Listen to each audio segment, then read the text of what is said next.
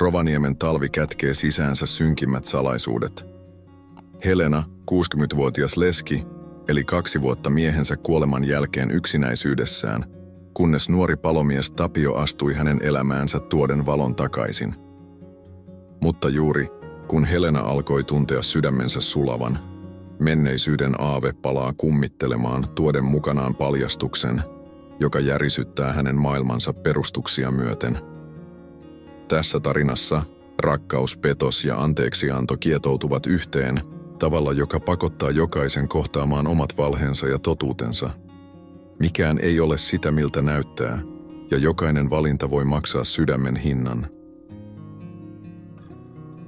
Yö oli jäätävän kylmä ja hiljainen Rovaniemellä, missä talvi tuntui kestävän ikuisesti.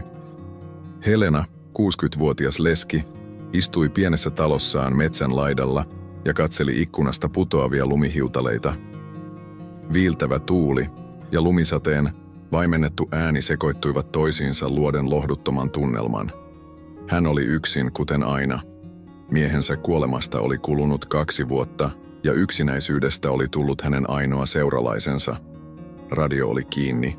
Verhot oli vedetty kiinni ja ainoa valonlähde oli yksinäinen lamppu, joka valaisi hämärää olohuonetta. Totuus oli, ettei Helena enää nähnyt syytä elää. Hän heräsi aamuisin, teki päivittäiset askareensa, mutta hänen sydämessään oli tyhjyys, kuilu, jota tuntui mahdottomalta täyttää. Joskus hänestä tuntui, että Suomen talvi oli pesiytynyt hänen sieluunsa, se oli loputon talvi, joka ei koskaan päättyisi.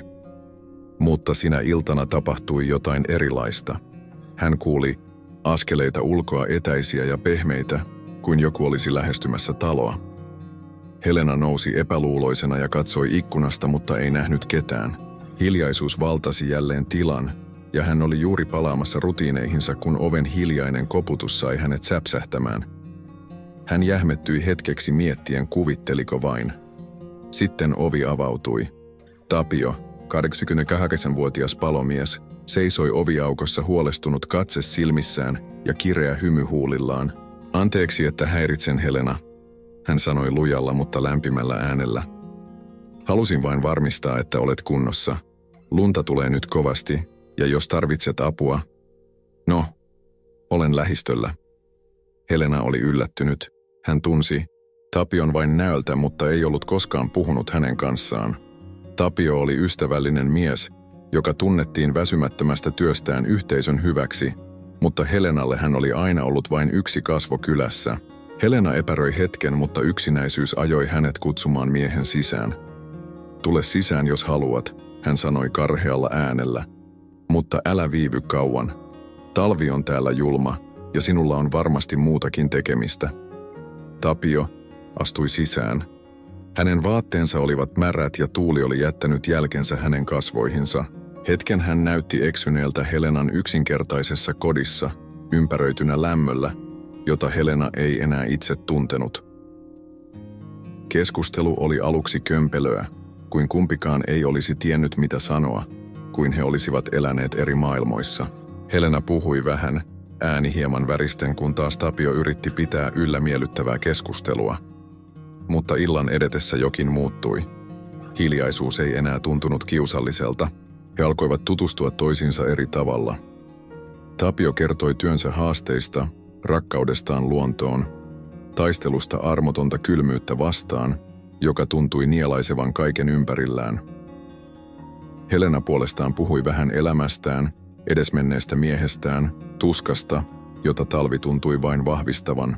Mutta totuus oli, että nähdessään Tapion ilmeen, hän tunsi jotain lämmintä ensimmäistä kertaa kuukausiin. Ehkä se oli miehen ystävällisyys, tai ehkä se oli tapa, jolla hän oli läsnä, kiireettömästi, vain ollen. Pelkäätkö kuolemaa? Helena kysyi yhtäkkiä, rikkoen hiljaisuuden. Hänen äänensä oli vakaa, mutta katse paljasti haavoittuvuuden. Tapio ei vastannut heti. Hän katsoi Helenaa, ja sen sijaan, että olisi väistänyt katsetta tai yrittänyt antaa kiertelevän vastauksen, hän vain katsoi. Hän tiesi, mitä Helena tarkoitti. Yksinäisyyden pelko. Pelko siitä, että jonain päivänä kaikki katoaisi, eikä kukaan olisi huomaamassa. Hän tunsi tämän pelon. Kyllä, hän sanoi lopulta. Mutta luulen, että pelkään enemmän sitä, etten tee mitään merkityksellistä, kun olen täällä. Meillä kaikilla on jotain, mitä varten meidän pitää elää, jotain, mitä meidän pitää saavuttaa. Entä jos emme onnistu? Helena katsoi häntä silmät kyynelissä tunteesta, jota hän ei ollut koskaan ennen näyttänyt. Ensimmäistä kertaa pitkään aikaan joku näki hänet, ei vain vanhana ja surullisena naisena, vaan ihmisenä, jolla oli syviä tunteita, pelkoja ja toteutumattomia toiveita. Tapio näki hänet tavalla, jolla Helena ei uskonut kenenkään enää voivan nähdä. Olet hyvä ihminen, Helena kuiskasi tuskin kuuluvasti. Mutta en voi antaa sinun auttaa minua. Helenan vastaus putosi Tapion päälle kuin raskas kivi, ja hetkeksi hän jähmettyi. Hän ei tiennyt, miten käsitellä tätä hienovaraista torjuntaa, mutta luovuttamisen sijaan hän teki päätöksen, joka muuttaisi heidän välisensä dynamiikan ikuisesti.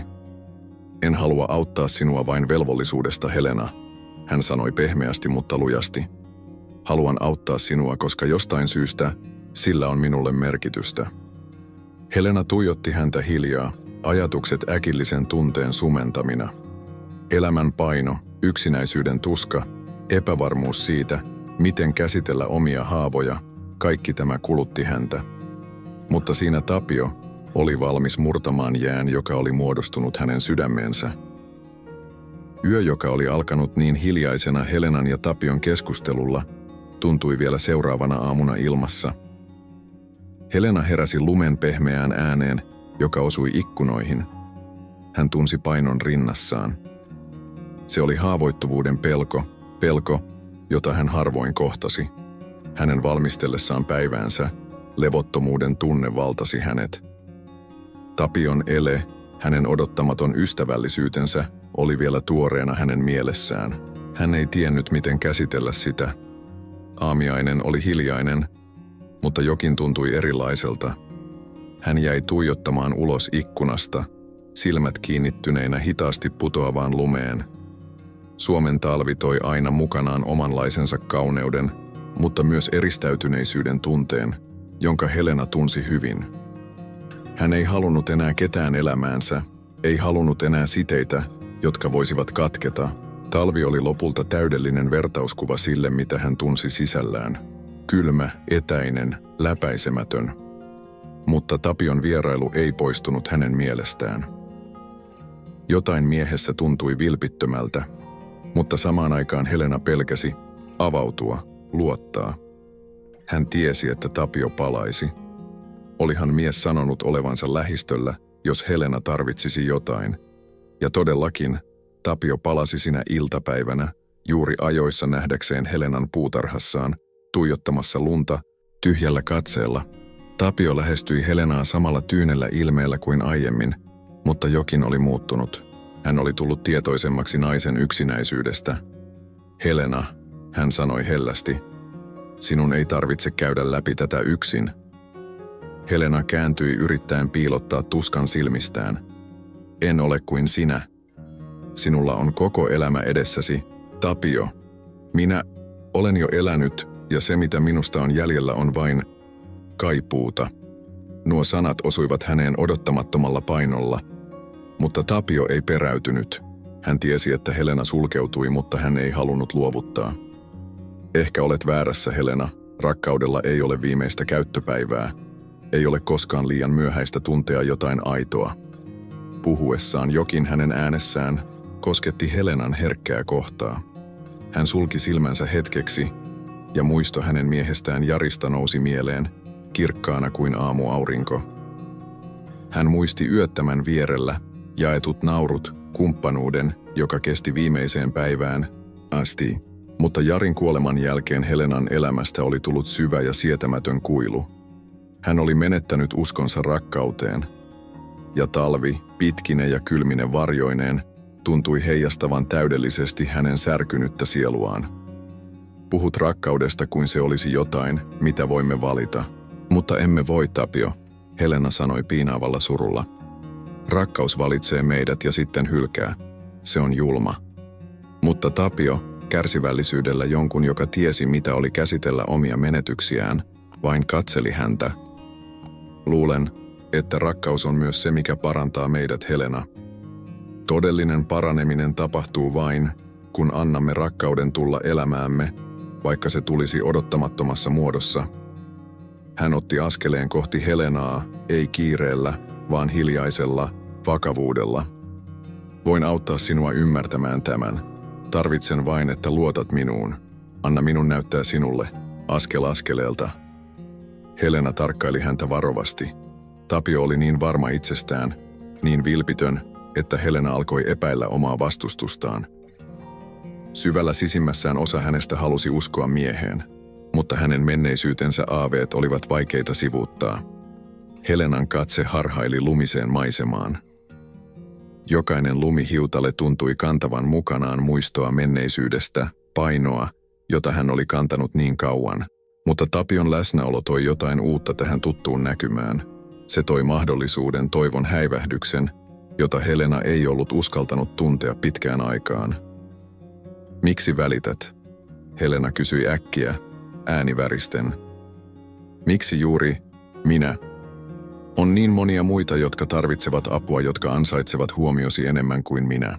Tapion vastaus tuli hitaasti, harkitusti, kuin jokainen sana olisi punnittu tarkkaan. Koska näen sinussa jotain, mitä et itse näe, Helena. Näen naisen, joka on vahvempi kuin uskookaan, joka kantaa sydämessään tarinoita, jotka ansaitsevat tulla kerrotuiksi. Ja ehkä näen sinussa myös palan itseäni. Nämä sanat jäivät leijumaan ilmaan heidän välilleen, painavia kuin lumipuiden oksilla. Helena tunsi, kuinka hänen rakentamansa muurit alkoivat hitaasti murtua, vaikka hän yritti epätoivoisesti pitää ne pystyssä. Tapion vilpittömyys, hänen sitkeä halunsa ymmärtää ja auttaa, kosketti jotain syvällä Helenan sydämessä. En tiedä, pystynkö tähän, Helena kuiskasi, enemmän itselleen kuin Tapiolle. En tiedä, pystynkö luottamaan enää kehenkään. Pelkään, että jos annan itseni tuntea jotain, tulen taas särjetyksi. Tapio katsoi Helenaa silmiin, ja hänen katseessaan oli jotain, mikä sai Helenan sydämen värähtämään.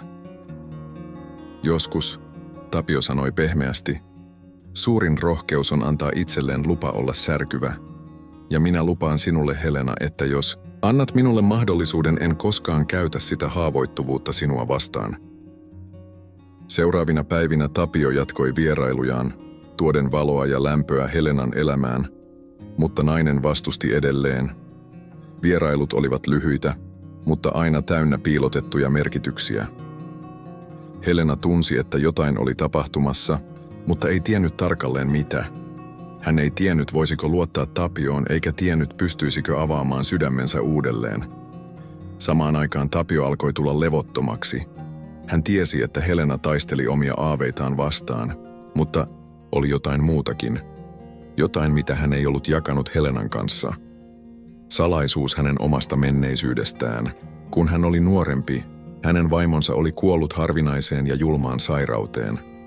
Hän oli sulkeutunut maailmalta vuosiksi, uppoutunut suruun, kykenemättä jatkamaan eteenpäin. Kunnes eräänä päivänä hän alkoi ymmärtää, että elääkseen hänen oli viimein päästettävä irti menneisyydestä. Rakkaus, hän oli oppinut, ei ollut jotain, mitä pystyi hallitsemaan, vaan jotain, mitä piti antaa virrata. Eräänä erityisen kylmänä aamuna Helena istui keittiössään, kun Tapio saapui odottamatta. Hänen kasvoillaan oli erilainen ilme kuin aiemmin, vakavampi, mietteliäämpi. Helena, hän sanoi hiljaa, minun täytyy kertoa sinulle jotain. Helena tunsi sydämensä pysähtyvän. Hän oli odottanut tätä hetkeä, jolloin totuus tulisi esiin ja särkyisi kaikki se hauras luottamus, jota he olivat rakentaneet. Mutta Tapion seuraavat sanat yllättivät hänet täysin. Minäkin olen menettänyt jonkun, Tapio aloitti, ääni väristen tunteesta, jota hän oli yrittänyt piilottaa. Vaimoni. Hän kuoli 5 vuotta sitten. Syöpä vei hänet minulta hitaasti päivä päivältä ja sen jälkeen en uskonut, että voisin koskaan tuntea mitään uudelleen. Helena tuijotti Tapiota näkemättä enää nuorta, vahvaa palomiestä, vaan miehen, joka kantoi samaa tuskaa kuin hänkin. Hänen kätensä tärisivät, kun hän laski kahvikuppinsa pöydälle. Miksi kerrot tämän minulle nyt?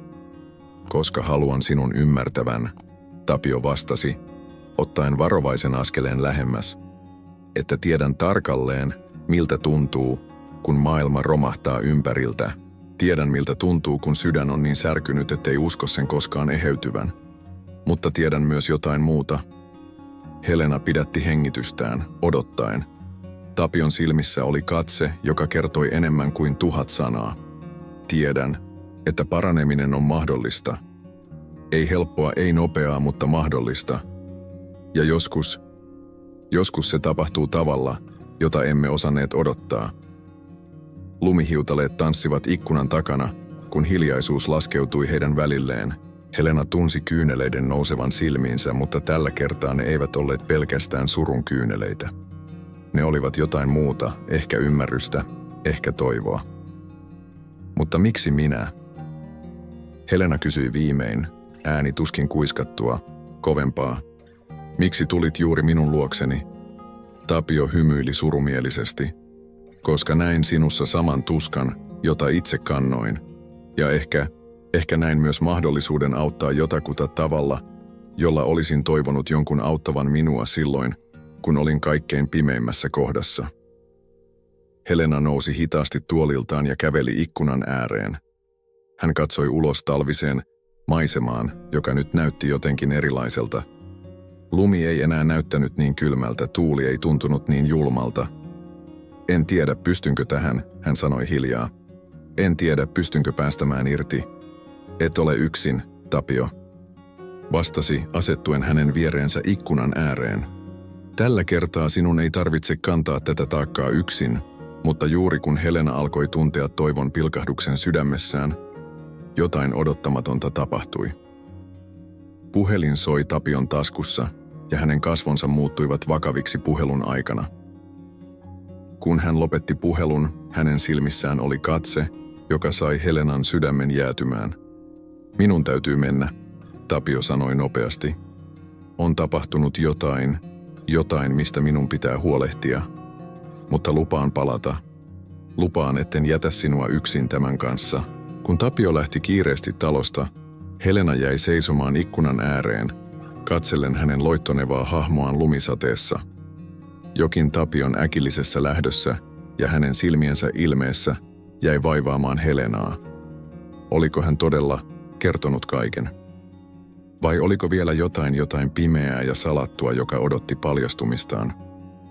Helena istui takaisin keittiön pöydän ääreen, kahvikuppi kylmenemässä edessään. Hän ajatteli Tapion kertomusta vaimostaan, hänen omaa suruaan Jarin kuolemasta, kaikkea sitä kipua ja menetystä, jota he molemmat kantoivat. Mutta nyt ensimmäistä kertaa hän tunsi myös jotain muuta, pelkoa siitä, että ehkä hän oli alkanut välittää Tapiosta enemmän kuin oli turvallista. Ilta alkoi laskeutua Rovaniemen ylle ja lumi jatkoi hiljaista putoamistaan. Helena istui yksin pimenevässä talossaan, miettien kaikkia niitä salaisuuksia, joita he molemmat kantoivat sydämissään. Hän tiesi, että jossain siellä ulkona Tapio kamppaili omien demoniensa kanssa, aivan kuten hänkin. Mutta olisiko heillä koskaan rohkeutta paljastaa kaikki toisilleen? Ja jos olisi, kestäisikö heidän hauras suhteensa totuuden painon? Helenan ja Tapion välinen jännite jatkoi kasvuaan. Helena oli tietoinen vastustuksestaan, mutta samalla hän alkoi huomata, että jokin hänen sisällään oli muuttumassa. Tapion läsnäolo sai hänen sydämessään olevan jään alkamaan sulaa. Mutta pelko uudelleen loukkaantumisesta piti hänet etäällä. Eräänä erityisen kylmänä päivänä, kun Tapio auttoi Helenaa puhdistamaan lunta talon ympäriltä, tapahtui jotain odottamatonta. Tapio, ajatuksissaan, liukastui ja kaatui, lyöden päänsä jäähän. Iskun ääni oli kammottava ja Helena ryntäsi hänen luokseen pelko puristaen rintaa. Tapio, Helena huusi, polvistuen miehen viereen lumeen. Hänen kätensä tärisivät, kun hän kosketti varovasti Tapion kasvoja. Oletko kunnossa? Vastaa minulle. Tapio avasi hitaasti silmänsä, hänen katseensa oli sumea ja hämmentynyt. Helena. Hän mutisi yrittäen nousta ylös, mutta horjahti takaisin. Helena tunsi oudon voimakkaan tarpeen suojella häntä. Ilman ajattelemista hän veti Tapion pään syliinsä, suojaten tätä kylmältä lumelta. Älä liiku, hän käski, ääni värähtäen. Sinun täytyy pysyä hetki paikallasi. Lumi putoili hiljaa heidän ympärillään, kun Helena piti Tapiota sylissään. Hänen sydämensä hakkasi niin kovaa, että hän oli varma Tapion kuulevan sen.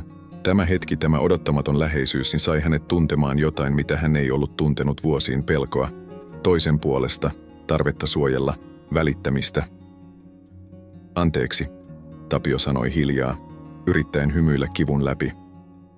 En tarkoittanut pelästyttää sinua. Helena pudisti päätään, kyyneleet silmissään. Älä pyydä anteeksi. Minä vain pelästyin niin kovasti. Hetken he vain olivat siinä, lumen sataessa heidän ympärillään, maailman pysähtyessä hetkeksi. Helena tunsi, kuinka hänen rakentamansa muurit alkoivat murtua, kuinka hänen sydämensä, joka oli ollut jäässä niin pitkään, alkoi hitaasti sulaa.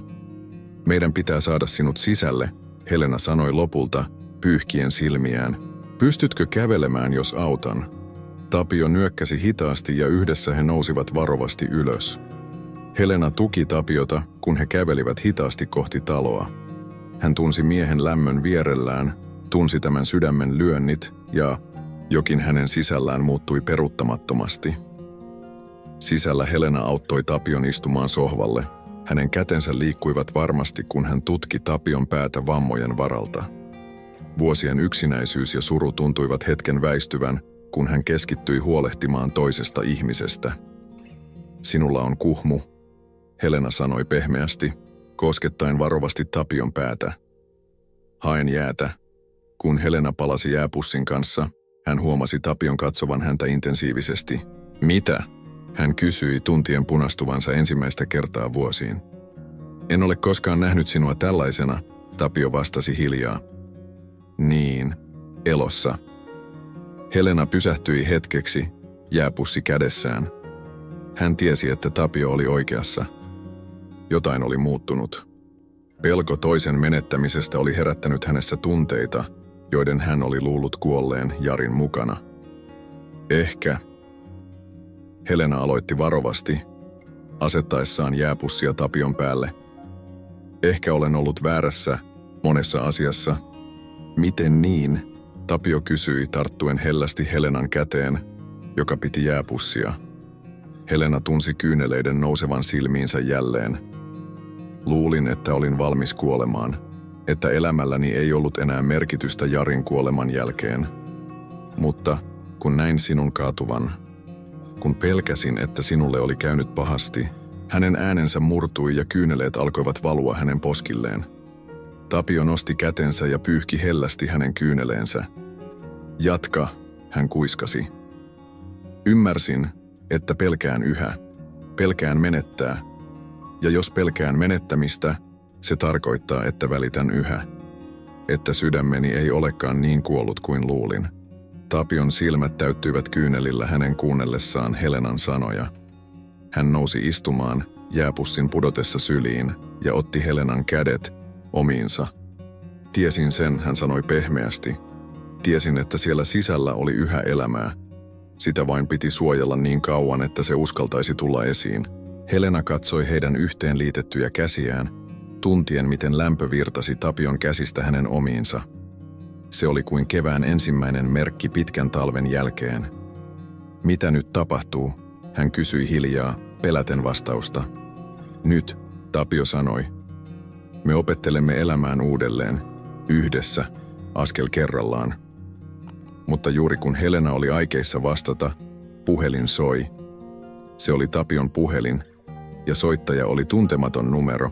Tapion ilme muuttui, kun hän katsoi näyttöä, ja Helena tunsi tutun pelon hiipivän takaisin sydämeensä. Mitä salaisuuksia Tapio vielä kantoi? Ja olivatko ne tarpeeksi voimakkaita rikkomaan tämän hauras hetken, joka oli juuri syntynyt heidän välilleen? Helena ja Tapio istuivat hiljaa hetken onnettomuuden jälkeen. Tapio, vielä hieman sekava, tunsi tyhjyyttä päässään ja käsissään. Helena istui hänen vierellään, pitäen hänen kädestään kiinni odottamattoman voimakkaasti kuin se olisi ainoa tapa estää häntä katoamasta kokonaan tuohon kaatumiseen. Jää, Suomen talvi, hiljaisuus ympärillä. Kaikki tuntui nyt etäiseltä, enemmän näytelmältä kuin todellisuudelta. Todellisia olivat vain sanomattomat sanat ja epäröivät eleet, jotka seurasivat. Miksi se puhelu pelotti sinua niin paljon? Helena kysyi viimein, rikkoen hiljaisuuden. Hän oli huomannut, miten Tapion koko olemus oli muuttunut puhelimen soidessa. Tapio käänsi katsensa pois ensimmäistä kertaa kykenemätön kohtaamaan Helenan silmiä. On asioita menneisyydessäni, asioita, joista en ole vielä valmis puhumaan. Helena tunsi tutun pelon hiipivän sydämeensä. Hän oli nähnyt tämän katseen ennenkin, Jarin silmissä, juuri ennen kuin kaikki romahti. Tapio, hän sanoi, hiljaa, jos aiot särkeä sydämeni, tee se nyt. En kestä enää yhtään salaisuutta. Tapion silmät täyttyivät kyynelillä. En halua särkeä sydäntäsi, Helena, mutta pelkään, että menneisyyteni tekee sen puolestani. Sillä hetkellä ovikello soi. He molemmat jähmettyivät. Oli myöhä, eikä kukaan koskaan vieraillut Helenan luona tähän aikaan. Helena nousi hitaasti ja käveli ovelle, sydän hakaten. Kun hän avasi oven, siellä seisoi nuori nainen, ehkä 30, silmät punaisina itkusta. Anteeksi, että tulen näin myöhään, nainen sanoi värisevin äänin. Etsin Tapiota. Tiedän, että hän on täällä. Helena tunsi maailman pysähtyvän. Hän käänsi hitaasti katseensa Tapioon, joka oli noussut seisomaan, kasvot kalpeina. Maria, Tapio kuiskasi, ja tuossa yhdessä sanassa oli koko maailman tuska. Kuka hän on? Helena kysyi, vaikka pelkäsi jo tietävänsä vastauksen. Maria astui sisään lumihiutaleiden tanssien hänen ympärillään. Olen hänen vaimonsa, tai olin ennen kuin hän katosi 2 kuukautta sitten. Helena tunsi polvensa pettävän. Hän tarttui ovenkarmin, yrittäen pysyä pystyssä. Kaikki, mitä Tapio oli kertonut, kaikki ne jaetut hetket ja tunteet, olivatko ne kaikki olleet valetta? Anna minun selittää, Tapio sanoi, ottaen askeleen kohti Helenaa. Mutta Helena nosti kätensä pysäyttääkseen hänet. Kerroit minulle vaimosi kuolleen, Helena sanoi, ääni väristen. Kerroit menettäneesi hänet sairaudelle. Kerroit ymmärtäväsi tuskaani, koska olit kokenut saman. Maria kääntyi katsomaan Tapiota, hämmennys ja kipu kasvoillaan. Mitä sinä olet tehnyt, Tapio? Mitä valheita olet taas kertonut? Tapio seisoi keskellä huonetta, 2 naisen välissä, näyttäen pienemmältä kuin koskaan. Helena, hän aloitti kaikki mitä tunnen sinua kohtaan on totta. Mutta on totta myös, että olen paennut jotain. Paennut itseäni, paennut velvollisuuksiani, paennut totuutta. Helena tunsi kyyneleiden valuvan poskillaan. Hän ajatteli kaikkia niitä hetkiä, jolloin hän oli alkanut luottaa Tapioon, alkanut tuntea jotain uutta ja kaunista, ja nyt kaikki mureni hänen käsinsä kuin hauras jää. Minun pitää kertoa teille molemmille totuus, Tapio sanoi, istahtaen raskaasti tuolille. Koko totuus. Ja sen jälkeen te päätätte, voitteko koskaan antaa minulle anteeksi. Maria istui sohvalle pyyhkien kyyneleitä silmistään. Helena jäi seisomaan oven suuhun kykenemättä liikkumaan. Lumi jatkoi hiljaista putoamistaan ikkunan takana, kun Tapio alkoi kertoa tarinaansa. 5 vuotta sitten, hän aloitti ääni väristen. Menetin todella jotain. En vaimoani sairaudelle, kuten kerroin sinulle, Helena, vaan lapseni. Meidän lapsemme, Maria. Sen jälkeen en enää ollut sama ihminen. En pystynyt käsittelemään surua. En pystynyt olemaan se mies, jota tarvitsit, Maria. Aloin paeta. Ensin emotionaalisesti, sitten fyysisesti. Ja kun tulin tänne ja tapasin Helenan, hän keskeytti, katsoen Helenaa silmiin ensimmäistä kertaa sitten Marian saapumisen. Näin sinussa saman surun, saman menetyksen, ja ehkä yritin pelastaa itseni pelastamalla sinut. Helena tunsi vihan ja surun sekoittuvan sisällään. Käytit minun suruani hyväksesi, minun menetystäni. Ei, Tapio sanoi nopeasti, nousten seisomaan. Se, mitä tunnen sinua kohtaan, on aitoa, Helena. Mutta en voi kieltää, että kun tapasin sinut, näin mahdollisuuden aloittaa alusta. Mahdollisuuden olla joku muu kuin se särkynyt mies, joka olin. Maria nousi myös seisomaan, hänen kasvonsa kovettuen. 5 vuotta, Tapio. 5 vuotta olen odottanut, että palaisit kotiin, että käsittelisit suruasi, että olisit taas se mies, johon rakastuin. Ja nyt löydän sinut täältä kertomassa valheita toiselle särkyneelle sydämelle. Hiljaisuus laskeutui huoneeseen. Helena katsoi vuorotellen Tapiota ja Mariaa, nähden molempien kasvoilla saman tuskan, saman menetyksen jäljet. Ja yhtäkkiä hän ymmärsi jotain. He kaikki 3 olivat särkyneitä. Kaikki pakenivat jotain. Kaikki etsivät pelastusta vääristä paikoista. Muutama viikko tapahtuneen jälkeen lumi jatkoi hiljaista putoamistaan Helenan pienen talon ympärillä. Ilmassa oli jotain odottamatonta. Helenan puhelin soi kylmänä aamuna, ja nähdessään tuntemattoman numeron, hän epäröi ennen vastaamista. Helena? Miehen ääni puhelimessa oli matala, mutta tunnistettava. Täällä on Jari. Minä olen elossa. Paljastus oli kuin isku vatsaan. Helena jähmettyi paikalleen, hengitys salpautuen. Jari, hänen aviomiehensä. Hän oli kuollut, sen Helena tiesi. Hän oli haudannut miehensä ruumiin ja unelmansa tuona talvena lähes 2 vuotta sitten. Se ei voinut olla mahdollista. Helena, tiedän, ettet usko tätä, mutta minun oli pakko lähteä. Harvinainen sairaus pakotti minut lavastamaan kuolemani. Ja nyt olen palannut. Helenan epäusko oli niin suuri, että se sai hänet kaatumaan lattialle, puhelin yhä kädessään.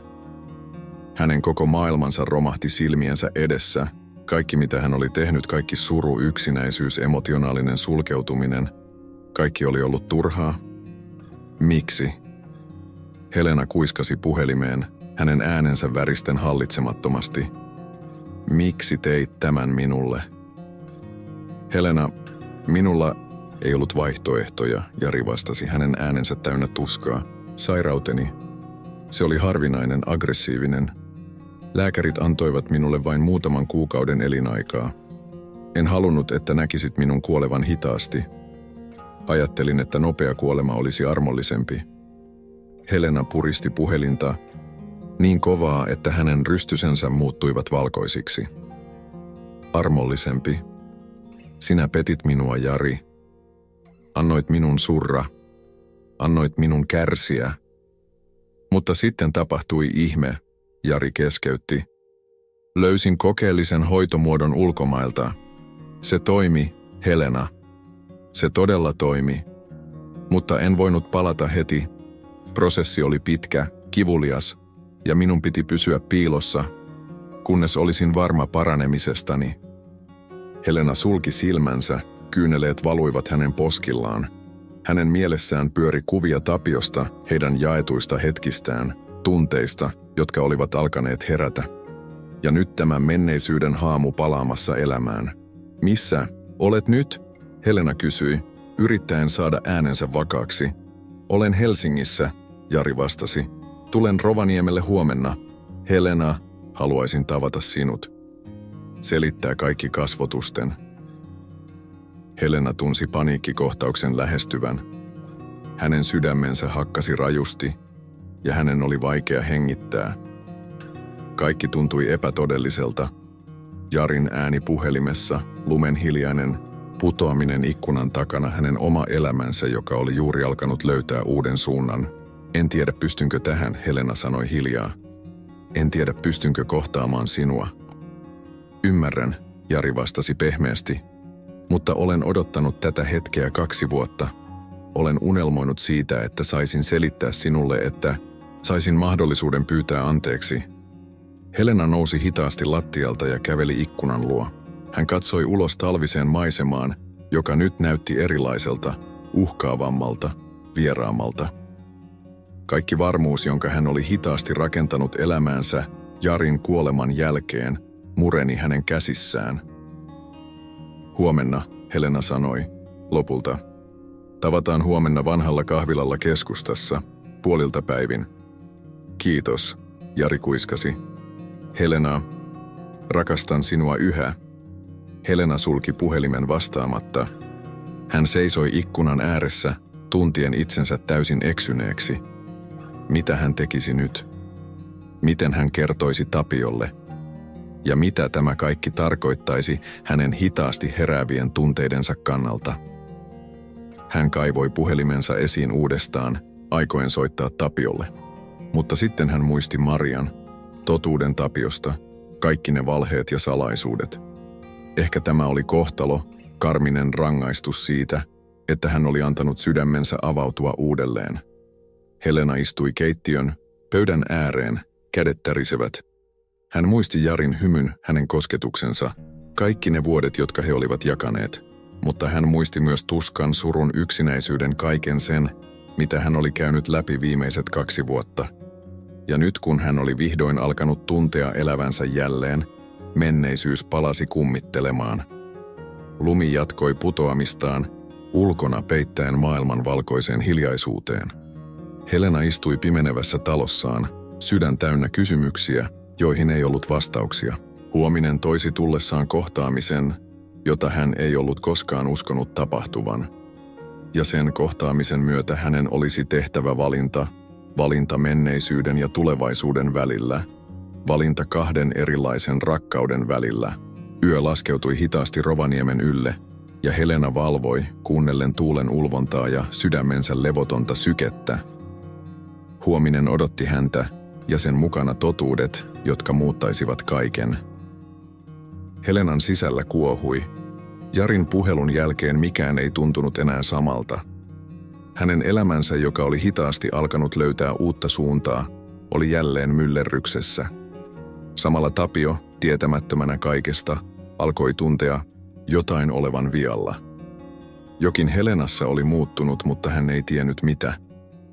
Tapio käveli levottomana asuntonsa ympäri. Marian paljastuksen jälkeen hän oli yrittänyt selvittää asioita sekä vaimonsa että Helenan kanssa. Maria oli antanut hänelle aikaa miettiä, mutta vaati päätöstä. Helena puolestaan oli vetäytynyt kuoreensa, etääntynyt hänestä tavalla, joka tuntui erilaiselta kuin aiemmin. Minun on mentävä hänen luokseen, Tapio mutisi itselleen. Hän puki takin ylleen ja lähti ajamaan kohti Helenan taloa. Lumi narskui renkaiden alla ja taivas oli raskas harmaista pilvistä. Kun Tapio saapui Helenan talolle, hän näki naisen istuvan sohvalla, katse tyhjyyteen suunnattuna. Helena ei huomannut hänen saapumistaan. Helena, Tapio sanoi pehmeästi huoli äänessään. Mikä on vialla? Olet erilainen. Helena kääntyi katsomaan häntä tyhjin silmin.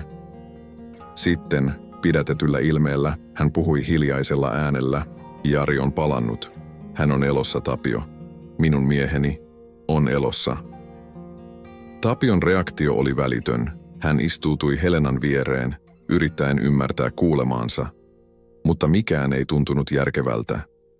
Helena oli särkynyt ja Tapio tunsi syvää tuskaa hänen puolestaan. Hänen oman menneisyytensä ja nykyhetken välinen jännite sai hänet tuntemaan olonsa voimattomaksi. Mitä aiot tehdä nyt? Tapio kysyi, tietämättä mitä muuta sanoa.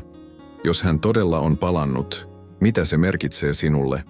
Helena katsoi häntä äärettömän surullisena. En tiedä enää mikä on todellista, Tapio. Kaikki mitä olen elänyt viimeiset 2 vuotta, kaikki tuntui merkitykselliseltä. Nyt hän palaa ja kertoo valehdelleensa kaikesta. Aivan kuten minäkin valehtelin, Tapio sanoi hiljaa, tuntien syyllisyyden painon harteillaan. Ehkä olemme kaikki valehtelijoita omalla tavallamme. Helena nousi äkisti seisomaan, kävellen ikkunan luo. Ero on siinä, Tapio, että Jari valehteli suojellakseen minua. Sinä valehtelit suojellaksesi itseäsi. Sanat osuivat Tapioon kuin veitsi. Hän tiesi Helenan olevan oikeassa, mutta se ei tehnyt totuudesta yhtään helpompaa. Entäs sinä? Hän kysyi hiljaa. Oletko sinä ollut täysin rehellinen itsellesi? Helena käänsi katseensa takaisin Tapioon, kyyneleet silmissään. Minä olin rehellinen tunteissani sinua kohtaan. Mutta nyt en tiedä enää mitään. Milloin tapaat hänet? Tapio kysyi, yrittäen pitää äänensä vakaana. Tänään. Puolilta päivin vanhalla kahvilalla Helena pyyhki kyyneleensä. Hän haluaa selittää kaiken. Tapio nousi hitaasti seisomaan. Anna minun tulla mukaan, hän sanoi yllättäen itsekin itsensä. Helena käänsi katseensa häneen, hämmästys kasvoillaan. Miksi? Koska välitän sinusta. Tapio vastasi yksinkertaisesti. Ja koska tiedän miltä tuntuu, kun menneisyys palaa kummittelemaan. Et ansaitse joutua kohtaamaan sitä yksin. Helena huokaisi syvään. Mutta entä Maria? Etkö sinäkin ole tilanteessa, jossa sinun pitäisi selvittää omat asiasi? Tapio nyökkäsi hitaasti. Juuri siksi ymmärrän. Maria antoi minulle aikaa miettiä, tehdä päätökseni. Mutta ennen kuin voin päättää mitään, minun on oltava rehellinen itselleni ja kaikille muille. He seisoivat hetken hiljaa, lumisateen tanssahtaessa ikkunan takana. Ilmassa oli jännitettä, surua, mutta myös jotain muuta ymmärrystä ehkä, tai yhteenkuuluvuuden tunnetta kahden särkyneen sielun välillä. Hyvä on, Helena sanoi viimein. Tule mukaan. Mutta Tapio, en tiedä mitä tästä kaikesta seuraa. En tiedä mitä teen kun näen Jarin. En tiedä mitä tunnen enää ketään kohtaan. Tapio otti varovaisen askeleen lähemmäs Helenaa. Ehkä meidän ei tarvitsekaan tietää. Ehkä riittää, että olemme rehellisiä tästä hetkestä. Helena nyökkäsi hiljaa, ja he jäivät odottamaan puolta päivää, kumpikin omien ajatustensa ja pelkojensa kanssa. Lumi jatkoi putoamistaan ulkona, peittäen alleen vanhat jäljet ja luoden puhtaan valkoisen pinnan, aivan kuin tarjoten mahdollisuuden aloittaa alusta. Mutta molemmat tiesivät, ettei mikään ollut niin yksinkertaista. Menneisyys ei koskaan todella katoa, se vain muuttaa muotoaan, odottaa sopivaa hetkeä nousta pintaan. Ja nyt kun he istuivat Helenan olohuoneessa odottaen kohtaamista Jarin kanssa, he tunsivat menneisyyden painon harteillaan raskaammin kuin koskaan. Seuraavina päivinä Jarin läsnäolo leijui Helenan yllä kuin tumma pilvi. Hänen oli tehtävä päätös, sen hän tiesi. Jarin tapaaminen merkitsisi paluuta menneisyyteen, jota hän oli yrittänyt haudata. Tapion kanssa jääminen merkitsisi epävarmaa tulevaisuutta täynnä epävarmuuksia. Vanha kahvila oli täynnä muistoja. Helena istui ikkunapöydässä, Tapio vierellään, odottaen Jarin saapumista. Lumi putoili hitaasti ulkona, peittäen Rovaniemen kadut valkoiseen vaippaan. Helenan kädet tärisivät hänen puristaessaan kahvikuppia. Oletko varma, että haluat minun jäävän? Tapio kysyi hiljaa koskettaen varovasti Helenan kättä. Helena nyökkäsi kykenemättä puhumaan. Hänen sisällään kävi taistelu, jota hän ei ollut koskaan uskonut joutuvansa käymään. Hän oli jo rakastunut Tapioon. Mutta mitä tehdä tälle rakkaudelle nyt, kun hänen aviomiehensä oli palannut elävänä ja todellisena? Hän tunsi itsensä epärehelliseksi ja syylliseksi, mutta tiesi myös, ettei voinut enää palata takaisin. Kellon lyödessä 12 kahvilan ovi avautui. Helena tunsi sydämensä pysähtyvän. Jari seisoi oviaukossa lumen peittämänä katsellen ympärilleen. Hän oli muuttunut laihempi, vanhempi ehkä, mutta silti tunnistettavasti Jari. Hänen silmissään oli sama lämmin katse, jonka Helena muisti niin hyvin. Helena, Jari sanoi pehmeästi, lähestyen heidän pöytäänsä. Sitten hänen katseensa siirtyi Tapioon ja hänen ilmeensä muuttui kysyväksi. Tämä on Tapio, Helena sanoi, ääni väristen. Hän on ollut minulle tärkeä. Jari istuutui hitaasti heitä vastapäätä. Hiljaisuus laskeutui pöydän ylle, raskaana ja painostavana. Helena katsoi vuorotellen kahta miestä, tuntien miten hänen sydämensä repesi kahtia. Kerroit puhelimessa sairaudestasi, Helena sanoi viimein. Kerroit, että lavastit kuolemasi suojellaksesi minua. Jari nyökkäsi, silmät täynnä surua. Tiedän, että tein väärin, mutta silloin se tuntui ainoalta vaihtoehdolta. Lääkärit antoivat minulle vain muutaman kuukauden elinaikaa. Halunnut, että näkisit minun kuolevan hitaasti, kivuliaasti. Mutta sinä et kuollut, Tapio sanoi, hänen äänessään häivähdys syytöstä. En, Jari myönsi. Löysin kokeellisen hoitomuodon ulkomailta. Se oli riskialtista, mutta se oli ainoa mahdollisuuteni. Ja se toimi, mutta prosessi oli pitkä, ja minun oli pysyttävä piilossa, kunnes olisin varma paranemisestani. Helena tunsi kyyneleiden valuvan poskillaan. 2 vuotta, Jari. 2 vuotta olen surrut sinua, kaivannut sinua, yrittänyt oppia elämään ilman sinua. Tiedän, Jari kuiskasi, ja tiedän, etten voi koskaan täysin hyvittää sitä tuskaa, jonka aiheutin. Mutta Helena, rakastan sinua yhä, olen aina rakastanut. Tapio nousi äkisti seisomaan. Minun pitää mennä, hän sanoi, ääni tiukka. Helena, soita minulle, jos tarvitset minua. Mutta ennen kuin hän ehti lähteä, Helena tarttui hänen käteensä. Älä, hän sanoi. Älä jätä minua nyt. Jari katseli heitä, ymmärrys syttyen hänen silmiinsä. Rakastat häntä, hän sanoi yksinkertaisesti. Se ei ollut kysymys. Helena puristi Tapion kättä lujempaa. En tiedä, mitä tunnen enää, hän vastasi rehellisesti. Kaikki on niin sekaisin. Mutta sinun on valittava, Jari sanoi hiljaa. Et voi elää 2 rakkauden välissä ikuisesti. Helena katsoi ulos ikkunasta, lumisateeseen, joka jatkui hellittämättömänä. Hän muisti kaikki ne hetket Jarin kanssa, heidän häämatkansa Lappiin, yhteiset joulut, hiljaisen onnen heidän kodissaan, mutta hän muisti myös Tapion, miten tämä oli tuonut valon takaisin hänen elämäänsä, miten tämä oli nähnyt hänet silloinkin, kun hän oli kadottanut itsensä. Mitä jos en pysty valitsemaan?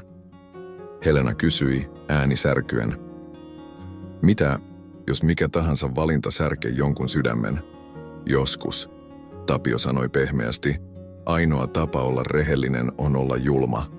Jari nyökkäsi hitaasti. Hän on oikeassa, Helena. Me molemmat olemme tehneet virheitä, minä valehtelemalla kuolemastani, hän katsoi Tapiota omilla tavoillaan. Mutta sinä olet ainoa, joka voi päättää, mikä on oikein sinulle. Helena sulki silmänsä, tuntien miten kyyneleen valuivat hänen poskilleen. Hän tiesi, että tämä hetki muuttaisi kaiken. Hänen valintansa määrittäisi ei vain hänen tulevaisuutensa, vaan myös 2 muun ihmisen elämän suunnan. Tarvitsen aikaa, hän sanoi viimein, avaten silmänsä. Tarvitsen aikaa ajatella, ymmärtää mitä todella tunnen. Molemmat miehet nyökkäsivät ymmärtäen. He tiesivät, että tämä päätös ei olisi helppo, että se vaatisi Helenalta enemmän rohkeutta kuin mikään muu hänen elämässään. Kun he nousivat lähteäkseen kahvilasta, Helena tunsi itsensä väsyneemmäksi kuin koskaan. Lumi jatkoi putoamistaan ulkona, peittäen alleen vanhat jäljet ja luoden uusia polkuja. Aivan kuten hänenkin elämässään, vanhan ja uuden raja oli hämärtynyt, ja hänen oli löydettävä oma tiensä tässä uudessa monimutkaisessa todellisuudessa. Kahvilassa tapahtuneen kohtaamisen jälkeiset päivät olivat Helenalle kuin sumussa elämistä. Jokainen hetki tuntui särkyneen sadun palaselta. Hänen menneisyytensä palaset olivat levinneet kaikkialle. Puhelin soi jatkuvasti, mutta Helenalla ei ollut voimia vastata. Hän oli eksynyt mahdottomaan ristiriitaan, joka tuntui mahdottomalta ratkaista. Jos toisaalta sovinto Jarin kanssa lupasi mahdollisuuden elää elämää, jonka hän kuvitteli menettäneensä ikuisesti, niin Tapion läsnäolo sai hänet kyseenalaistamaan, mikä todella merkitsi hänen elämässään nyt. Hän päätti mennä Tapion luo. Hänen täytyi puhua hänen kanssaan, sillä Tapio tuntui olevan ainoa ihminen, joka pystyi antamaan hänelle jonkinlaista selkeyttä. Kun hän saapui Tapion talolle, mies otti hänet vastaan tyynellä katseella, mutta huoli oli yhä painettuna hänen kasvoilleen. Oletko kunnossa? Tapio kysyi, vaikka näki selvästi, ettei Helena ollut. Helena istui alas, kädet väristen sylissään. Yritän ymmärtää, Tapio. Jari on palannut. Ja nyt minun pitää päättää, Mitä tehdä? Minä. En tiedä enää kuka olen. Tapio hengitti syvään ja sanoi odottamattoman pehmeästi, Helena, en voi tehdä tätä päätöstä puolestasi, mutta sen tiedän, että kun elät niin pitkään kiinni menneessä, unohdat elää sitä, mikä on edessäsi. Välitän sinusta, enemmän kuin luuletkaan, mutta sinun täytyy olla rehellinen itsellesi. Tapion sanat lävistivät Helenan sydämen kuin terävä veitsi. Hän sulki silmänsä tuntien kaiken sen painon, mitä mies sanoi, mutta pohjimmiltaan hän tiesi, ettei päätös riippunut Tapiosta. Hän oli kahden rakkauden välissä, haudatun menneisyyden ja epävarman tulevaisuuden. Entä Maria? Helena kysyi äkisti, avaten silmänsä. Mitä aiot tehdä hänen kanssaan? Tapio kääntyi katsomaan ulos ikkunasta, missä lumi putoili yhä hiljaa. En tiedä, hän myönsi.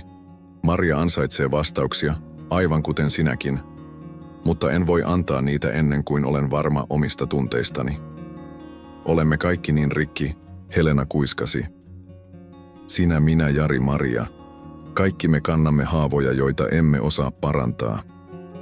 Tapio kääntyi takaisin Helenaan päin. Ehkä juuri siksi löysimme toisemme. Ehkä särkyneet ihmiset tunnistavat toisensa. Helena nousi seisomaan ja käveli Tapion luo. Hänen kätensä tärisivät, kun hän kosketti miehen kasvoja. Mitä jos valitsen väärin? Mitä jos teen päätöksen, jota kadun loppuelämäni? Joskus, Tapio sanoi, ottaen Helenan käden omaansa, ei ole oikeaa tai väärää valintaa. On vain valintoja, joiden kanssa meidän täytyy oppia elämään. Kyyneleet alkoivat valua Helenan poskilla.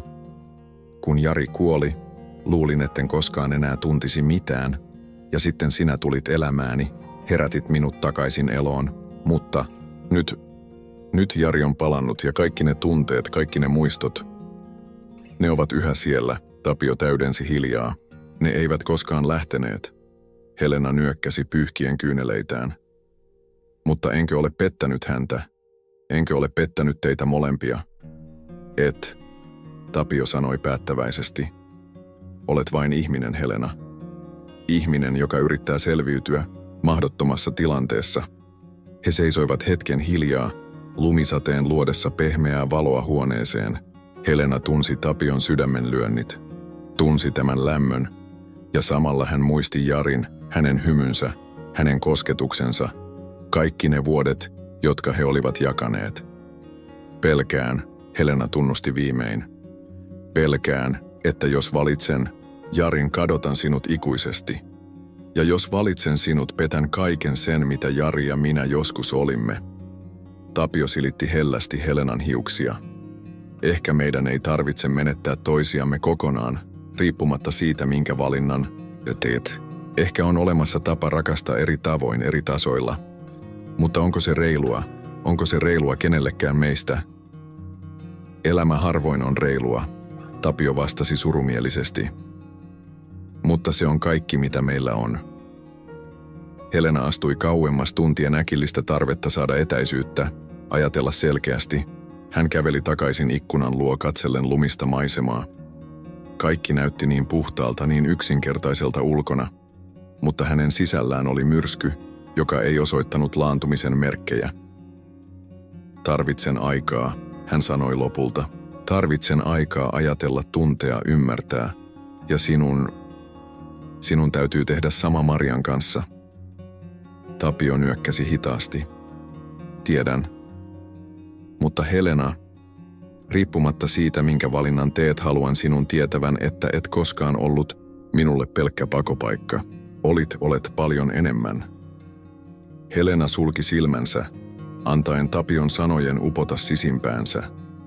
Hän tiesi, että edessä olisi vielä monta vaikeaa päivää, monta vaikeaa päätöstä. Mutta juuri nyt, tässä hetkessä, hän salli itsensä tuntea kaiken, rakkauden, pelon, surun, toivon. Ne kaikki olivat osa häntä, osa hänen tarinaansa, joka oli vielä kesken. Helena päätti viimein tavata Jarin kahden kesken. Hän ei voinut jatkaa eteenpäin ymmärtämättä syitä miehen katoamiseen. Kun hän saapui sovittuun paikkaan, pilvinen taivas heijasti hänen tunnetilansa. Jari seisoi siellä, katsoen häntä, väsynein kasvoin kuin vuosien ero olisi jättänyt syvät jäljet häneenkin. Helena, Jari sanoi hiljaa, astuen lähemmäs. Kiitos, että suostuit tapaamaan minut kahden kesken. Helena seisoi paikallaan, tuntien sydämensä hakkaavan rajusti. Jari näytti samalta ja silti niin erilaiselta. Hän oli yhä se mies, jonka Helena oli tuntenut niin hyvin, mutta samalla täysin vieras. Tiedän, että sinulla on paljon kysymyksiä, Jari jatkoi, hieroen hermostuneesti käsiään. Minun olisi pitänyt kertoa totuus alusta alkaen, mutta sairauteni tuska oli sietämätön. Kun näin kuolevani, en halunnut sinun kärsivän kanssani. Sitten teeskentelin kuolemaa säästääkseni sinut. Mutta tiesin, että jossain vaiheessa etsisit minua. Hän piti tauon ennen kuin jatkoi. En ole enää se mies, jonka muistat, Helena. Sairaus muutti kaiken minussa. Enkä voi palata siksi, joka olin. Tiedän, että sinulla on tulevaisuus edessäsi, mutta en tiedä, voinko olla osa sitä. Nämä sanat olivat kuin terävä veitsi Helenan sydämessä. Hän ei tiennyt, mitä sanoa. Mies, jota hän oli rakastanut, joka oli ollut hänen aviomiehensä ja elämänsä, oli nyt vieras. Jarin lopullisen menettämisen tuska tuntui sietämättömämmältä kuin hänen poissaolonsa tuska. Rakastin sinua, Jari, Helena sanoi hiljaa. Rakastan yhä sitä, mitä edustat elämässäni, mutta ihmistä, joka olet nyt, en tunnista enää. Jarin vastaus oli yhtä katkera kuin maata peittävä lumi. Teet sen, mitä olet aina tehnyt, Helena. Jatkat eteenpäin, koska sinulla ei ole muuta vaihtoehtoa. En voi olla se mies, jota halusit minun olevan, mutta ehkä Tapio voi. Helena tunsi kyyneleiden nousevan silmiinsä. Miksi palasit, Jari? Miksi juuri nyt, kun olin viimein alkanut elää uudelleen? Koska olin itsekäs, Jari vastasi rehellisesti. Koska luulin, että parantumiseni merkitsisi paluuta entiseen, mutta nyt näen, että se mitä meillä oli on mennyttä. Me molemmat olemme muuttuneet. Lumi alkoi putoilla heidän ympärillään, peittäen maailman valkoiseen hiljaisuuteen. Helena katsoi miestä, jonka kanssa oli jakanut elämänsä, ja näki ensimmäistä kertaa selvästi, tämä ei ollut enää hänen Jarinsa. Tämä oli varjo, muisto jostakin, joka oli ollut kaunis, mutta joka oli nyt mennyttä. Mitä me teemme nyt? Helena kysyi. Ääni väristen Jari hymyili surullisesti. Päästämme irti. Sinä jatkat elämääsi, Helena. Ja minä jatkan omaani. Ehkä jossain toisessa elämässä, toisessa ajassa, olisimme voineet korjata tämän. Mutta ei tässä. Oliko mikään siitä todellista? Helena kysyi äkisti. Kaikki ne vuodet, kaikki ne lupaukset, jokainen hetki oli todellinen. Jari vastasi, kyyneleet silmissään. Mutta joskus rakkaus ei riitä. Joskus elämä vie meidät niin kauas toisistamme, että paluu on mahdotonta. Helena astui lähemmäs Jaria, koskettaen varovasti hänen kasvojaan. Ne olivat samat kasvot, joita hän oli rakastanut niin syvästi, mutta nyt ne tuntuivat vierailta hänen sormiensa alla. Haluaisin vihata sinua, hän kuiskasi. Haluaisin vihata sinua siitä, että valehtelit, että lähdit, että palasit. Mutta en pysty. Tiedän, Jari sanoi pehmeästi. Ja juuri siksi sinun täytyy päästää irti, koska rakkaus, joka ei osaa vihata, on vaarallisin kaikista. Se pitää meidät kiinni menneessä, estää meitä näkemästä tulevaisuutta. Helena astui taaksepäin, tuntien kuinka jokainen askel vei häntä kauemmas menneisyydestä, lähemmäs tulevaisuutta. Entä jos en ole valmis, hän kysyi. Olet, Jari vastasi varmasti. Olet ollut valmis jo pitkään, muuten et olisi koskaan avannut sydäntäsi Tapiolle. Nuo sanat osuivat Helenaan kuin salama. Hän ymmärsi, että Jari oli oikeassa. Hänen sydämensä oli jo tehnyt valinnan kauan ennen tätä hetkeä. Hän oli vain pelännyt myöntää sitä itselleen. Hyvästi, Jari, Helena sanoi hiljaa, kyyneleet valuen poskillaan. Toivon, että löydät sen, mitä etsit. Hyvästi, Helena, Jari vastasi, ääni täynnä surua ja hyväksyntää. Sinä olet jo löytänyt sen, mitä etsit. Älä anna pelon estää sinua tarttumasta siihen. Kun Helena käveli pois, Lumi jatkoi putoamistaan hänen ympärillään. Jokainen askel tuntui samaan aikaan sekä raskalta että vapauttavalta. Hän tiesi, että tämä hetki oli käännekohta, ei vain hänen ja Jarin tarinassa, vaan myös hänen omassa elämässään. Se oli hetki, jolloin menneisyys viimein päästi irti, antaen tilaa tulevalle. Jarin tapaamisen jälkeen Helena oli hämmentyneempi kuin koskaan. Kun hän palasi kotiinsa, Tapio odotti häntä, tarkkaavainen ja huolestunut katse silmissään. Hän ei kysellyt heti mitään, mutta tunsi, että jotain oli muuttunut. Tapasin Jarin, Helena sanoi, ääni väristen. Ja hän ei ole enää se mies, jota rakastin, tuska, jonka hän aiheutti, menetys, valhe. En tiedä, mitä tehdä tämän kaiken kanssa. Tapio otti askeleen häntä kohti, mutta pysyi hiljaa, odottaen. Sitten Helena katsoi häntä surullisella hymyllä, kuin olisi viimein ymmärtänyt jotain. Luulen, että rakkaus on enemmän kuin mitä ajattelin, Helena sanoi. Se ei ole vain jonkun löytämistä ja sen ihmisen kanssa pysymistä ikuisesti. Ehkä rakkaus on eteenpäin menemistä, vaikka menneisyys kutsuisi. En voi enää elää menneisyydessä, Tapio. En voi enää takertua siihen, mikä on jo kuollut. Tapion katse oli täynnä ymmärrystä. Oletko siis päättänyt? Helena huokaisi syvään. Kyllä. Olen päättänyt, että minun täytyy elää. En tiedä, mihin tämä johtaa, mutta olen valmis yrittämään. Entä Maria? Helena kysyi äkisti. Mitä aiot tehdä hänen kanssaan? Tapio istui hitaasti alas, kasvoillaan vakava ilme. Puhuin hänen kanssaan eilen. Kerroin totuuden, koko totuuden. Siitä, miten lapsemme kuolema särki minut, miten pakenin vastuuta ja tunteita, miten yritin löytää pelastuksen väärästä paikasta. Helena tunsi sydämensä puristuvan kokoon. Mitä hän sanoi? Hän itki. Tapio vastasi hiljaa. Mutta sitten hän sanoi jotain, mikä muutti kaiken. Hän sanoi, että oli odottanut minun olevan rehellinen jo pitkään, että hän tiesi minun olevan rikki, mutta ei voinut auttaa minua ennen kuin olisin valmis auttamaan itseäni. Helena käveli ikkunan luo, katsellen ulos talviseen maisemaan. Olemme kaikki niin särkyneitä, Tapio. Sinä, minä, Jari, Maria. Kaikki me kannamme haavoja, joita emme osaa parantaa. Ehkä meidän ei tarvitsekaan parantua täysin, Tapio sanoi, nousten ja kävellen Helenan luo. Ehkä meidän täytyy vain oppia elämään haavojemme kanssa, oppia rakastamaan niistä huolimatta. Helena kääntyi katsomaan häntä, kyyneleet silmissään. Mutta entä jos satutan sinua? Entä jos et voi koskaan luottaa minuun täysin Jarin vuoksi? Ja entä jos sinä et voi koskaan luottaa minuun täysin Marian vuoksi? Tapio vastasi.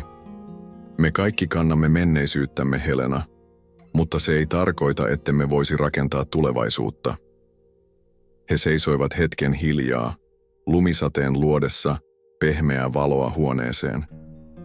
Helena tunsi, kuinka hänen sisällään tapahtui jotain kuin jää olisi viimein alkanut sulaa, paljastaen jotain uutta ja elävää sen alta. Haluan yrittää, Helena sanoi viimein. Haluan yrittää kanssasi, Tapio. Ei siksi, että olisin unohtanut Jarin, vaan koska olen viimein valmis elämään tässä hetkessä. Tapio otti Helenan kädet omiinsa. Ja minä haluan yrittää kanssasi. Ei siksi, että olisin unohtanut Marian tai lapsemme, vaan koska sinä olet opettanut minulle, että sydän voi parantua, vaikka arvet jäävätkin. Miten voimme olla varmoja, että tämä toimii? Helena kysyi. Ääni väristen. Emme voikaan, Tapio vastasi rehellisesti. Mutta ehkä juuri se tekee tästä todellista. Me molemmat tiedämme, miltä tuntuu menettää. Tiedämme, miltä tuntuu olla särkynyt. Ja ehkä juuri siksi osaamme arvostaa sitä, mitä meillä nyt on. Helena nojasi päätään Tapion rintaa vasten, kuunnellen tämän sydämenlyöntejä. Ne olivat tasaisia, vahvoja, todellisia. Aivan kuten heidän tunteensa toisiaan kohtaan. Minulla on vielä yksi asia kerrottavana, Tapio sanoi hiljaa. Maria on raskaana. Helena jähmettyi. Mitä? Hän kertoi sen minulle eilen. Se tapahtui ennen kuin lähdin. Ennen kuin tapasin sinut. Hän ei kertonut siitä aiemmin, koska tiesi minun olevan rikki edellisen lapsemme menetyksen jälkeen. Helena astui askeleen taaksepäin, tuntien uuden painon harteillaan. Mitä aiot tehdä? Aion olla läsnä lapseni elämässä, Tapio vastasi varmasti. Mutta se ei muuta sitä, mitä tunnen sinua kohtaan. Maria ymmärtää sen. Me kaikki olemme oppineet, että rakkaus voi olla monimutkaista, että se voi ottaa monia muotoja. Helena tunsi kyyneleiden nousevan silmiinsä jälleen. Tämä oli todellisuutta, sotkuista, kompleksista, täynnä yllätyksiä ja haasteita. Mutta ehkä juuri siksi se oli myös kaunista. Aika kului, ja sen myötä talvi väistyi. Lumi suli ja ensimmäiset kukat alkoivat kukkia.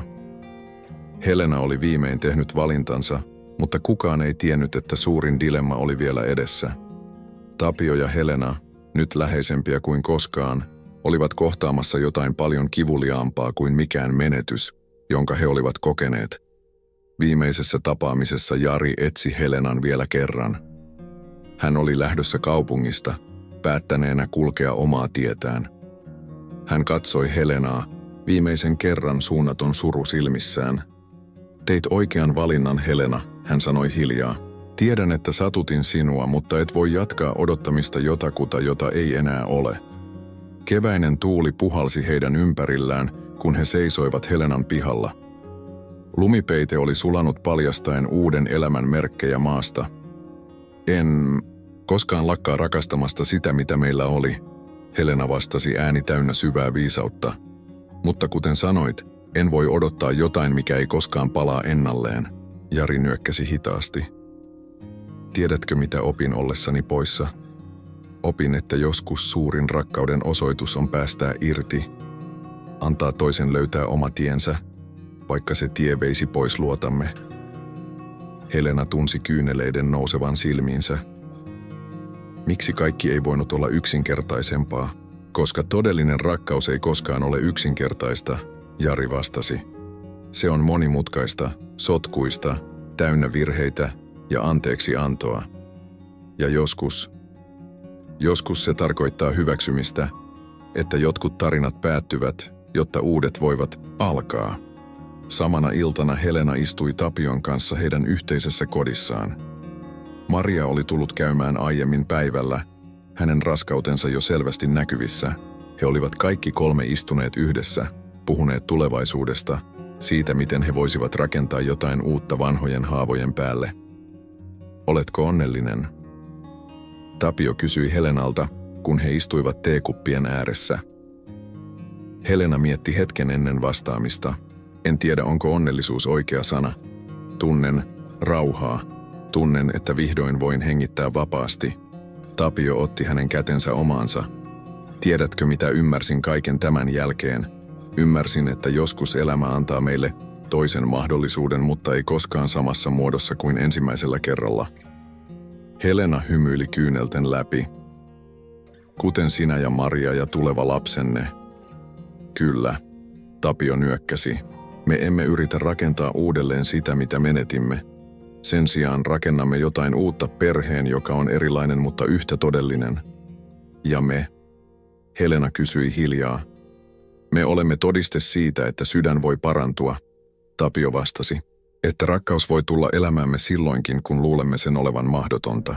He istuivat hiljaisuudessa, katsellen kevätauringon viimeisiä säteitä ikkunasta. Elämä ei ollut täydellistä, mutta se oli todellista. He olivat kaikki oppineet jotain arvokasta, että rakkaus ei ole vain onnellisia loppuja, vaan myös kykyä kohdata vaikeudet yhdessä. Tiedätkö, mitä Jari sanoi minulle ennen lähtöään? Helena kysyi. Kerro, Tapio vastasi pehmeästi. Hän sanoi, että joskus meidän täytyy särkyä kokonaan voidaksemme rakentaa itsemme uudelleen, että joskus suurimmat menetyksemme johtavat meidät suurimpien löytöjemme äärelle. Tapio silitti Helenan poskea. Hän on viisas mies. Niin on, Helena myönsi. Ja ehkä juuri siksi pystyin päästämään hänestä irti, koska hän näki minussa jotain, mitä en itse nähnyt, kyvyn rakastaa uudelleen. Kevät eteni Rovaniemellä, tuoden mukanaan uutta elämää ja uusia alkuja. Maria synnytti terveen pojan, ja he kaikki oppivat navigoimaan uudessa todellisuudessaan, ei täydellisinä, mutta aitoina. Helena ja Tapio menivät naimisiin pienessä seremoniassa, jossa Maria oli yhtenä vieraista. Ja Jari. Hän löysi oman tiensä, omaa reittiään pitkin. Joskus hän lähetti kortin tai soitti, aina ystävänä, ei koskaan katkerana. He kaikki olivat oppineet, että rakkaus voi ottaa monia muotoja, että perhe voi tarkoittaa montaa asiaa, ja että joskus suurin voitto ei ole menneisyyden pitäminen, vaan rohkeus kohdata tulevaisuus. Helena seisoi usein ikkunansa ääressä, katsellen kevään saapumista. Hän ei enää nähnyt lumessa vain kylmyyttä ja yksinäisyyttä, vaan lupauksen uudesta alusta. Hän oli oppinut, että elämä, kuten vuoden ajat, on jatkuvaa muutosta, ja että juuri muutoksessa särkyneisyyden keskellä voimme löytää suurimman voimamme, kyvyn rakastaa uudelleen, kyvyn antaa anteeksi, kyvyn alkaa alusta. Me selvisimme, hän kuiskasi usein Tapiolle öisin. Me selvisimme, Tapio vastasi, ainani koska uskalsimme olla särkyneitä yhdessä. Ja siinä oli heidän tarinansa suurin opetus, että todellinen rakkaus ei ole täydellisyyttä, vaan rohkeutta rakastaa epätäydellisesti, rohkeutta olla särkynyt ja silti avoin, rohkeutta luottaa siihen, että jokaisen talven jälkeen tulee kevät.